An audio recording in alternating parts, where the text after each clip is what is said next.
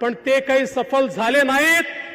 पण नवीन सरकार शिंदेजींच्या नेतृत्वात आल्यावर आम्ही सगळ्यात पहिलं काम काय केलं असेल तर औरंगाबादचं नाव बदलून छत्रपती संभाजीनगर केलं आणि हिंदुहृदय सम्राट बाळासाहेब ठाकरेंचं स्वप्न पूर्ण करण्याकरता तो प्रस्ताव केंद्र सरकारकडे पाठवला आणि माननीय मोदीजींच्या नेतृत्वात त्या प्रस्तावाला अमितभाई शाह यांनी मान्यता दिली।